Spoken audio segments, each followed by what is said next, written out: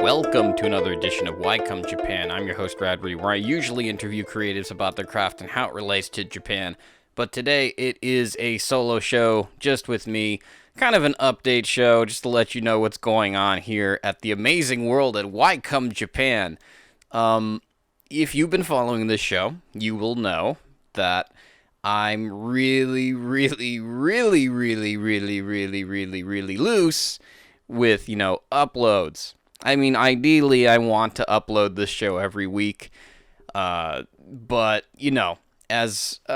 don't know, I'm not sure who the demographics are of the show. I mean, I get people in the comments every now and then.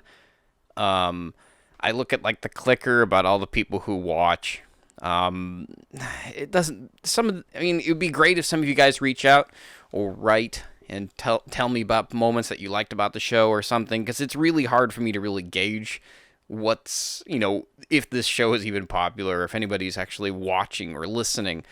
Sometimes I get, notifications or messages from some of my friends, that they're watching and they're commenting and leaving, nice messages and everything, and that's great. Thank you for doing that. But, relatively, so if anybody's been following me on social media, you'll know that I am starting up another podcast, the Sonic podcast, the Sonic History podcast, and particularly the reason why I'm starting that one up and why I'm juggling two at the same time is, well, number one, I've kind of lost interest in this podcast in general. Not 100%. I mean, I still would like to do it, but if you've read the title of this episode, and I hope you did, and yes, this is me at my most clickbait, I need help with this podcast. I can't do it all myself, because, what is it? The first thing I have to do is, I have to figure out what is a good guest for this show, and then I have to book the guest, and then I have to figure out what the artwork is going to be for the show, but sometimes the artwork can't always be completed because I haven't done the interview yet, and then, scheduling a day for the interview. Then after the interview's finished, I have to edit it, to something that's, listenable. And I'm slowly trying to get that more down to a science in terms of something that's, consumable. I've been watching a lot of the analytics, and I've been trying to figure out when people are dropping out or when people are, they lose interest in the show. I've noticed that usually what happens is if I introduce a guest, as soon as I introduce the guest and I tell them who they are, a lot of the times people drop out because, number one, they don't have time to consume and listen to the entire thing. And they can kind of basically guess, he's just going to ask him a bunch of questions. It'd probably be best to start off with some meat and potatoes kind of stuff, kind of this, I guess for lack of a better word, shotgun effect. You start off with something shocking and then you end with something equally, I guess, surprising or something. And then the middle of it can be as boring as hell. But yeah, and so, usually I have to figure out what kind of episode it is, and then after that, I have to do the social media, and then the thumbnail, and think of what a good title is for the show to get people to watch. And, a lot of the topics here in Japan, I'm getting pretty tired of covering. That being said, there are still people who write books, people like Zach Davidson, one who writes a lot about yokai, who I'd really like to interview. And there's tons of people I'd love to interview. But the biggest thing is that I have to really work on my approach when it comes to, asking someone to be on the show. Of course, I'm sitting here at as of this recording, I'm sitting here at 3,000 subscribers, about 100 downloads per episode.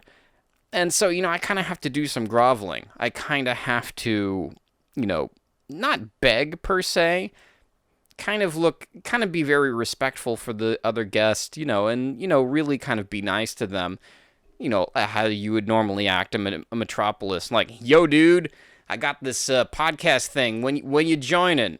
Come on, sub for sub, man. Sub for sub. I'm not going to be doing that. So that's the biggest thing is getting guests for the show is, it takes a lot of time. And I think, I said I wasn't going to talk about this anymore, but whatever. It's a Help Wanted episode, and if you made it this far into the podcast, or in the episode, or however it is you're consuming this, congratulations. You get the real beef. No, one thing I learned from the King of Kanto podcast, after interviewing them and having to listen to some of their episodes, to conduct a proper interview, is they enjoy making episodes. I don't really want to make something anymore to where I'm not enjoying it. I'm not having fun anymore. I'm just delivering a product because I know what people want to see or what the internet wants to see. And it just feels like having to keep up with it is kind of monotonous, because there's a couple of other podcasts out there. You may have, I've interviewed some of them. Jada in Japan do a really good job. They've had a really interesting guest in their last show, Hootius Maximus. I recommend that one. There's, of course, Japan by River Cruise, which also does a lot of great interviews here in Japan. I'd probably argue they get the best guests, the best blue checkmark ones. There's also, I did the Korekara podcast. They're really good. I'd love to have them on on Why Come Japan at some point, but it's just, I'm not really interested in doing the show because there's just so much I have to do. I'm not saying this show is over, and I'm not okay. So first of all, I should probably start off with saying this. This is kind of this podcast already is all over the place, but I'm asking for help, and I can't pay you. I can, maybe if, I really need it, I'll pay you. If I really need some audio editing thing. You'd have to love... See, the thing is with, King of Kanto or Jade in Japan or Japan by River Cruise or Korekara podcast is they have a co-host that they can depend on, whenever, the host is not available. They need somebody to cover up and, help them. I don't have that. The past couple of months, it's I had a big issue with editing the last episode, and I had a relative pass away, and, it's just I can't juggle all these things at one time. So there's that problem. Also being able to find the proper guest that'll fit the brand, for lack of a better definition. So basically I'm looking for a co-host. Someone who's interested in producing this type of content on the internet, who likes talking about Japan types and people who are here in Japan and making creative content. And, I do enjoy talking to them. I think I just said earlier that a lot of it is a lot of fun, and I learn new things. So, yeah, don't expect anything to change. I guess this is really just a podcast for me saying I'm going on hiatus. If there's moments when you see no Why Come Japan, it's just because I got other things to do, or I've lost interest, or I haven't found a guest that's proper for the show. Really, I started off this year kind of, threatening to have all these new guests on the show, but, as they say, life is like a roller coaster. You never know which direction it's going to take you in. So sometimes you get lucky with guests, sometimes you don't. Sometimes interviews work, sometimes they don't. I guess you could say it's case by case. I guess this is a real good episode to kind of explaining what goes on behind the scenes here at Why Come Japan? Welcome, children. No, none of you are children. Unless you are. Write something down in the comments and say, hey, I gotta mind my P's and Q's, I guess, if you're under 18. Yeah, overall, I feel like this show will continue. There's a couple of other guests I have in mind that are going to be on the show. There's some people I'm thinking about approaching because I know they will automatically say yes and they'll agree to an interview. And there's a story. Okay, here's a big thing. One thing is, I don't want to do a show which is really, I guess you would say, redundant or kind of repetitive.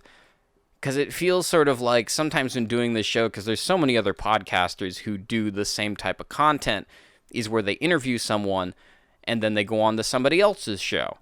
And I kind of feel like I don't want to have a guest on my show just for the, just for like shouting somebody out or just for like the name drop. I want to actually have a decent conversation with them. I'm not making these shows based upon just product. And I feel kind of like what's really kind of frustrating about the internet is I feel like they kind of pressure you to do these sort of things. There's kind of this capitalist mentality that you have to keep, producing things for the internet in order to, like, be somebody. And I kind of want to do it for... I want to interview somebody with, like, respect, and I want to have, like, a meaningful conversation, like you go to a store and you meet someone interesting, and you maybe, like, it happens to be some sort of famous actor, or, like, Aki Hoshino or something. What's the name? I haven't thought of in a long time, but if anybody remembers that name, write something down in the comments and tell me all about your booba experience. What am I talking about? Oh, God, I gotta clip this. Yeah, so I want to have decent conversations with people and have it be something to where it's substantial. You feel like you gain something out of it. It doesn't feel like I'm just trying to build a brand. It feels like something to where it has some sort of meaning to you in a way or not. Maybe it doesn't have I guess ultimately it has more of a meaning to me than it does to anyone else, having, random conversations with people. Sometimes those random conversations really do change your life.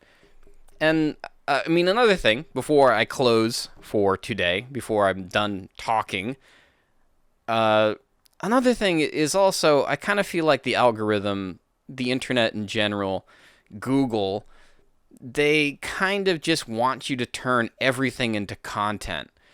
And I don't feel like our lives with everything needs to be into content. I feel like that's sort of why YouTube loved people like Casey Neistat, where he just made his entire life content. And, of course, even Casey Neistat, like one of the biggest creators on YouTube, he kind of went through a huge withdrawal. He kind of got burned out because he was putting everything on the internet. Not every single moment of yours has to be on the internet.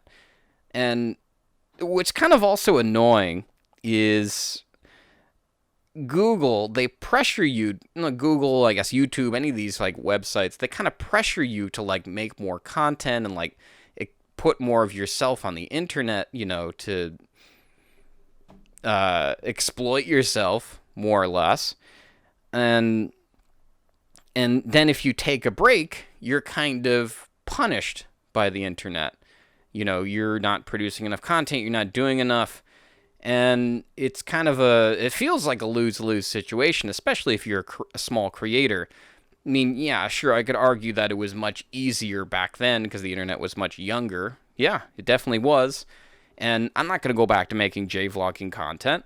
I particularly don't want to make it just because, the type of great content that's out there, I don't really feel like I have anything to add to the conversation or anything to show people that is like a Broad in Japan type level content. He's already making it. I don't want to be the Sega Genesis to his Nintendo. I don't have like these top tier ideas, to challenge him. And, I'm going to leave all the Abroad in Japan type content to Abroad in Japan. Maybe maybe a good comparison to Abroad in Japan is like Only in Japan, John Dobb, who would like to have on the show. John, if you're listening, come on the show. I doubt it. This is the annoying thing about the internet. It's like the greatest thing about, teaching a class or being in a seminar, being with a group of people, is you can engage with someone. You can read their facial expressions, their body language. With the internet, I'm looking at a camera. I'm talking into a microphone. I don't see anybody. I have to like sort of guess from like analytics and subscriber count, and because I don't even know, like when somebody clicks on a video, right? When you click on a video, you don't know if they clicked on it on accident or if they clicked on it just to see what my face looked like or what the guest looked like, and then they speed through, or they go to a certain part that they want to hear, or because I feel like it's very elusive. You can't really guess what it is, and you just have to keep trying until you formulate some sort of YouTube product that really gives you an idea of what people want to see or what they want to hear. So with that in mind, I think I'm going to end it here. Again, that offer still stands. If you want to help out the show, want to help co-host the show, it would be awesome.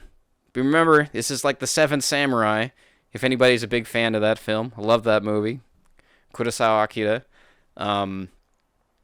You have to, protect the brand and not get paid, but you treated well. Here at the Rad Culture, I don't know why I use that. No, that's my Twitch handle. Here at the Why Come Japan, we handle you with class and respect. And you have to love what we're doing here. Or at least, I should just say, what I'm doing. One thing I could definitely have somebody do is do thumbnails. I've pretty much got the thumbnails down to a science. What the titles are kind of, they're case by case because you kind of have to know what the interview's about. But anyway, so I want to thank everybody for listening. If you've made it this far, be sure to join the Discord down below if you haven't already. Be sure to introduce yourself. Check out some of the memes and crazy emotes that we put down there and all the other kinds of nonsense we love to talk about. If you want to follow my Sonic Discord, that's also down there too. I opened a second Discord, all just for the Sonic podcast. That's coming out very, very soon. If you're interested in Sonic the Hedgehog, be sure to check that out. I'm working on the newest episode, talking about my Sonic origins and why I'm starting this other podcast. So you can go listen to that. The link should all be down below. And if they're not down below, it's because I haven't recorded the episode and put it up yet. But if it is down there, congratulations, you found it. And if you didn't find it, then you're not looking hard enough. I'm not talking down to you. That's not meant to be condescending. Yeah, so if you want to hang out with me sometimes I'm over on twitch.tv/radculture. Sometimes I stream dinner streams with me and the girlfriend. You can follow me over on Twitter at Radrey. That's Radorii. You can like us on Facebook. You can go over to my my Instagram. That's just Radrey. I think I'm really thinking about opening a Instagram account just for Why Come Japan, because I think some of the thumbnails are cool. They're cool. You should go check out the. What do you guys think? How am I doing? Don't be scared. Tell me, how am I doing? You gotta say something. Let's get a conversation started. Let's do the whole YouTube algorithm thing. No, in all seriousness, really, any kind of feedback is really great. Anything that is something. I understand that likes, retweets. It kind of feels like. It doesn't even really feel like anything right now. It just, you kind of feel like you're being manipulated when you're being told to like or share or, subscribe or any of these things. So I totally get it. I mean, I understand that it's easier not to say anything. But I would appreciate the help. So until then, I'm Radrey, and Jesus, man.